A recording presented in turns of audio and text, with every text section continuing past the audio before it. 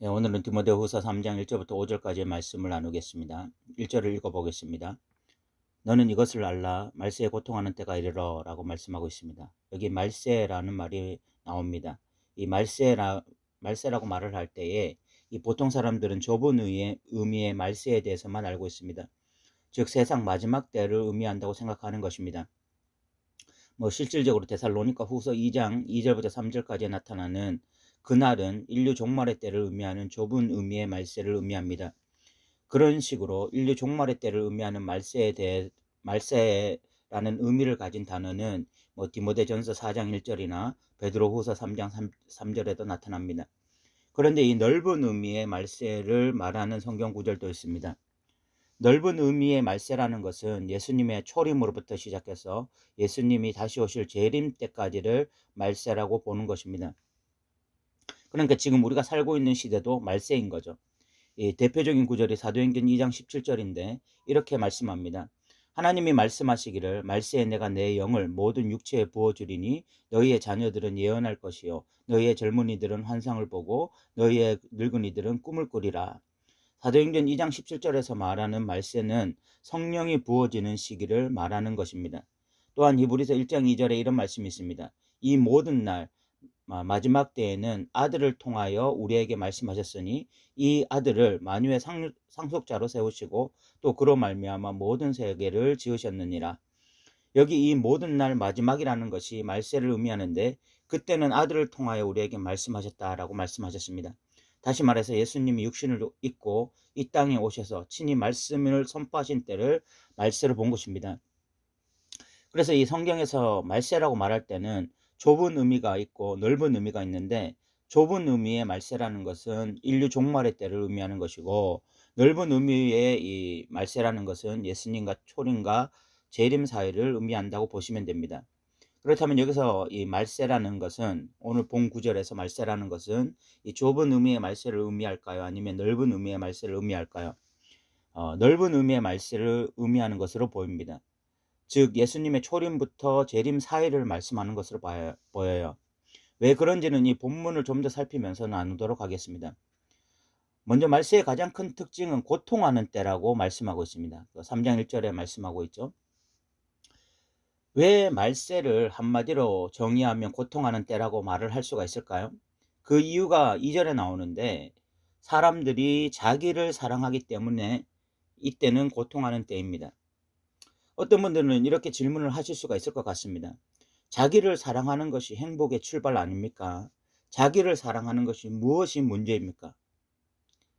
저도 그 말에 일정 부분 동의할 수 있습니다. 자기를 사랑하는 것은 대단히 중요하죠. 우리 모두 자기를 사랑하지 않고 행복해질 수도 없고 남을 사랑할 수도 없습니다.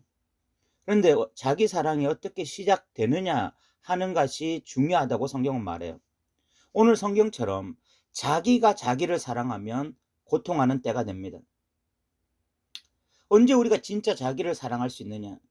그리고 자기를 사랑함으로 행복해질 수 있는가 하면 하나님을 사랑할 때거든요. 하나님을 사랑하고 그리고 진정 그 하나님의 사랑을 느끼게 될 때에 우리는 그 하나님의 사랑에 힘입어서 자기를 사랑하면 행복해집니다. 그리고 타인도 사랑하게 돼요. 그런데 자기가 자신을 사랑하면 인간은 고통의 때가 됩니다. 왜 그런지 2절부터 이 4절까지 그 이유가 잘 나타나 있습니다. 이 자기 사랑이라는 것이 뿌리입니다. 뿌리. 나무로 치면 뿌리와 같고 그 자기 사랑으로 나타나는 열매들이 그 다음부터 나타나는 내용들이에요. 자기를 사랑하면 2절에 보면 제일 먼저 나타나는 현상이 바로 이 돈을 사랑하게 되는 것입니다. 자기 사랑과 돈 사랑은 뗄 수가 없습니다. 왜 그런가 하면 인간에게 가장 중요한 것 중 하나가 인생의 안전을 확보하는 것이거든요. 그런데 자신이 자신을 사랑하면 자기 힘으로 자신의 안전을 확보하려고 합니다. 그렇게 자신의 힘으로 자신을 지킬 수 있는 가장 큰 힘이 돈이라고 생각하는 거예요. 그래서 돈 사랑에 빠지는 것입니다. 두 번째가 자랑한다고 말을 합니다. 만약 하나님으로부터 사랑을 입었다라는 것을 확신하게 돼서 자신을 사랑하게 된다면 하나님을 자랑하게 될 것입니다. 그런데 자기가 자기를 사랑하면 스스로의 자랑에 빠질 수밖에 없죠. 그리고 우리가 자신을 자랑하고 있는지, 하나님을 자랑하고 있는지는 그 사람이 드리는 예배에 대한 열망을 보면 알 수가 있습니다. 이 예배 드리는 것이 지금 시시하고 뭔가 시들해졌으면 그 사람은 지금 자기 사랑에 빠진 거예요. 정말 하나님의 은혜를 기억하고 하나님의 사랑을 기억하는 자는 예배에 누구보다도 헌신적입니다. 세 번째가 교만입니다. 교만. 자기가 자기를 사랑하면 자기가 하는 모든 일들은 대단한 일들로 보여요. 그리고 스스로 무엇이 된 것처럼 느낍니다. 그리고 하나님은 헬퍼가 될 수는 있어도, 돕는 자는 될 수 있어도 주인은 될 수 없습니다. 그래서 교만에 빠지는 거죠. 그리고 네 번째가 비방입니다. 자기가 자기를 사랑하면 자신에 대해서는 지나치게 간대하고 남에 대해서는 지나치게 냉정하죠. 그리고 자신에게 호의적이지 않거나 자신이 마음에 안 들면 마음껏 비방을 해요. 그렇게 쉽게 비방하는 것입니다. 다섯 번째가 부모를 거역하는 것입니다. 부모를 거역하는 이유 역시 인생의 주인이 자신이 되었기 때문에 그런 것이죠. 그리고 여섯 번째가 이 감사하지 않게 됩니다. 당연합니다. 감사는 타인의 호의에 대한 존중의 표시인데, 그런데 자기 사랑에 빠지면 자기가 호의를 받는 것은 당연하고 남에게 호의를 베푸는 것은 대단한 일이 되죠. 그리고 남이 자신이 생각하는 것만큼 하지 않으면 오히려 불평불만하는 사람이 됩니다. 그만큼 자기 중심적이고 이기적인 사람이 되기 때문에 감사가 나오지 않는 거죠. 일곱 번째, 이 거룩하지 않는다라고 말씀합니다. 이 거룩이라는 단어는 하나님의 속성이거든요. 하나님만이 거룩하신 거예요. 그런데 그 하나님의 거룩하심이 인간에게 전가될 때가 있어요. 그때가 언젠가 하면 하나님과 인간이 친숙해졌을 때, 하나님과 친밀한 교제를 누릴 때 인간은 거룩해집니다. 그럼 자기 사랑에 빠지니까 하나님을 끊임없이 거부하고 멀리하니까 이 거룩하지 않게 되죠. 그리고 이 여덟 번째에 보면 무정하다라고 말을 합니다. 여기서 이 무정이란 개념은 기본적인 애정이 없다는 거예요. 뭐 부부에도 없고 부자에도 없고 형제에도 없고 인류에도 없는 그런 기본적인 애정이 없는 상태를 말합니다. 그리고 이 극단적인 이기주의를 말하는 거죠. 그리고 아홉 번째는 이 원통함을 풀지 않는다라고 이야기하고 있습니다. 이 말은 자신과 다툰 사람과 결코 화해하려고 시도하지 않는다는 것을 의미합니다. 너는 너고 나는 나의 삶을 살겠다. 너는 이제 나에게 밉보였고 나는 너와 관계를 회복할 마음이 전혀 없다. 이렇게 생각하는 것이죠. 열 번째, 모함한다고 말을 합니다. 사실 여부를 따지지 않고 함부로 남을 판단하고 정죄하는 것을 의미합니다. 오늘날 인터넷상으로 가장 많이 등장하는 이 악성 댓글 같은 것이 대표적인 예죠. 이 11번째가 절제하지 못한다고 말을 하고 있습니다. 절제하지 못한다는 것은 자기를 통제할 능력을 상실했다는 것을 의미합니다. 자기 사랑에 빠져서 자신의 육체가 원하는 욕구대로 마음대로 행하며 살아가는 것이죠. 12번째가 사나우며라고 말씀하고 있습니다. 여기 이 원래의 단어는 사나운 들짐승에게 쓰던 단어로 이 폭력이 통제되지 않는 상태를 의미합니다. 사소한 잘못에서 분을 이기지 못하고 남에게 심각한 손상을 입히거나 아무 이유 없이 남을 상해할 수 있는 것을 의미하는 것입니다. 13번째가 선한 것을 좋아하지 않는다라고 말을 합니다. 선은 곧 하나님이죠. 하나님이 싫은 거예요. 그래서 하나님을 거부하는 것입니다.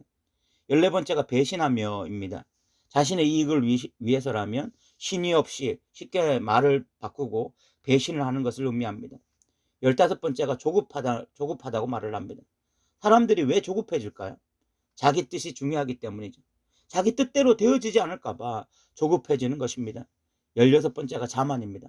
자기 힘으로, 자기 지혜로, 자기 능력으로 이 땅을 능히 살아갈 수 있다고 믿는 것이죠. 17번째가 쾌락을 하나님보다 더 사랑하는 것입니다. 쾌락은 자신의 육체가 원하는 욕구를 의미합니다. 자기가 자기를 사랑하면 하나님을 사랑하기보다는 자신의 육체적 욕구를 향해 다름질하게 되는 것이죠. 그래서 주님을 위해서 쓸 시간이 없어집니다. 일상이 너무너무 분주해요. 왜냐하면 이 하나님을 위해서 살기보다 자신의 쾌락을 위해서 살기 때문에 그런 것입니다. 이 2절부터 4절까지 나와 있는 단어들의 핵심은 자기 사랑입니다. 이렇게 자신이 자신을 사랑하게 될 때 나타나는 가장 큰 현상이 고통이에요. 고통.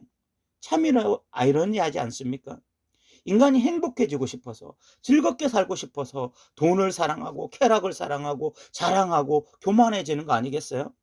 그런데 인간이 그렇게 행복을 쫓아 그 어떤 행위를 한다 할지라도 하나님을 잃어버리고 하나님의 사랑도 잃어버리면 그 사람의 인생은 결국은 고통하는 인생이 되는 것입니다. 그리고 이런 자기 사랑은 종교적인 영역에서도 문제로 나타납니다. 5절을 읽어보겠습니다. 경건의 모양은 있으나 경건의 능력은 부인하니 이 같은 자에게서 내가 돌아서라. 이들은 경건의 모양을 가지고 있습니다. 다시 말해서 종교적인 모습을 띠고 있습니다. 누가 봐도 신앙인들이에요. 그런데 경건의 능력을 부인합니다. 다른 말로 하면 순종의 삶을 살지 않는다는 것입니다. 이들에게 핵심은 자신이지 하나님이지 않습니다. 자기 사랑이 핵심이고 그리고 돈 사랑에 빠져 있습니다. 하나님은 그런 자기 사랑에 하나의 좋은 협력자가 되기를 원하는 것입니다. 그것이 이들의 핵심이에요. 그래서 말씀을 마음대로 재단하고 취사 선택합니다. 사도 바울이 말한 이 2절부터 5절까지의 특징을 가진 자들이 바로 거짓 교사들입니다. 사도 바울은 거짓 교사들의 삶을 염두에 두고 이 말을 하고 있는 거예요. 그러니까 1절에 말세는 다분히 현세적인 것입니다. 오늘날도 마찬가지죠. 저는 진짜 기독교와 가짜 기독교의 기준을 누구를 중심으로 신앙생활을 하느냐에 둡니다. 진짜 기독교는 하나님이 중심이시고 하나님을 사랑하고 하나님의 사랑으로부터 모든 것을 시작합니다. 그러나 가짜 기독교는 자신이 중심이고 성경도 기도도 예배도 찬양도 선교도 자기 사랑을 위한 하나의 도구가 돼요. 그런데 이 진짜와 가짜는 한 기독교 안에 함께 지금 존재하고 있어요. 믿는 본인이 잘 판단해야 됩니다. 본인이 말씀을 보면서 내가 진짜인지 아닌지를 판단할 수 있어야 돼요. 그 판단의 근거가 5절이에요. 5절. 경건의 모양은 있으나 경건의 능력은 부인한다. 그래서 자신이 정말 진짜 기독교인인지 아닌지를 판단하기 위해서 우리가 이 말씀에 비추어 보면 됩니다. 내가 경건의 모양은 있으나 경건의 능력은 부인하는 자인지, 아니면 경건의 모양을 따라서 경건의 능력이 있는 자인지, 이 말씀에 빗대어서 보면 내가 지금 하나님 중심인지 나 중심인지, 하나님을 사랑하고 있는지 오직 자신만을 사랑하고 있는지 분별이 되어지는 것입니다. 우리가 오늘 이 말씀이 어떤 자기를 점검할 수 있는 그런 좋은 도구가 되기를 원하고, 그래서 우리가 자기 사랑에 빠지지 않고 하나님 사랑으로 이 마지막 시대의 믿음으로 살아가는 저와 여러분 되셨으면 좋겠습니다. 들어주셔서 감사합니다.